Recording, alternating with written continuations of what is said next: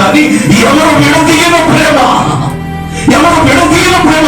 దేవుని హత్తుకోవాలి, దేవుని దగ్గరకు రావాలి, ఆయన సన్నిధిలో మోకరించి మన ప్రార్థన కలిగి ఉండాలి. దేవుని సన్నిధి అది విడదీయలేని బంధం. ఎందుకో తెలుసా? పరలోకానికి భూలోకానికి నీ స్నేహం కోరి యేసు ప్రభు ఆయన దిగి వచ్చిన దేవుడు ఆయన. హల్లెలూయా! ఆయన స్నేహం కావాలి మనిషికి, ప్రతి ఒక్కరికి కూడా. నువ్వు ఎవరి స్నేహం చేసినా ఓడిపోతావు, పాడైపోతావు, ఈ లోకం నశించిపోతావు. కానీ దేవుని స్నేహం చేసిన వాళ్ళు ఎన్నడూ కూడా చెడిపోలేదు. దేవుని సన్నిధి. ఈ లోక స్నేహితులు నిన్ను మోసం చేస్తారు ఎప్పుడైనా దేవుని సన్నిధిలో. ఈ లోక స్నేహితులు నిన్ను వదిలిపెడతారు ఎవరైనా.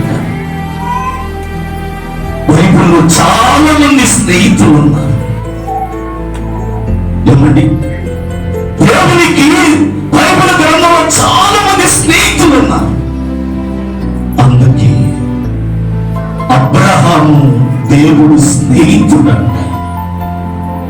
ఎందుకు దేవుని స్నేహితుడయ్యాడు? దేవుడు అబ్రహామును చూసి, అబ్రహామా,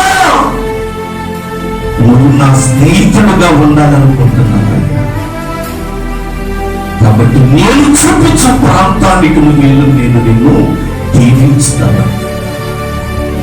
నిజంగా దేవుడి స్నేహం కోరేవాళ్ళు ఉండాలని ₹1,00,000 శాలరీ కూడా మానేసి దేవుడి స్నేహం కొరకు వచ్చేవాళ్ళు ఉన్నారు. ఐగుప్తు ధనము కంటే క్రీస్తు విషయం ఎంత గొప్ప భాగ్యం అని దేవుని స్నేహం కొరకు ఆయన సమస్తం వదిలిపెట్టి దేవుని స్నేహం కొరకు దిగి వచ్చాడండి. మోషే బైబిల్ గ్రంథము.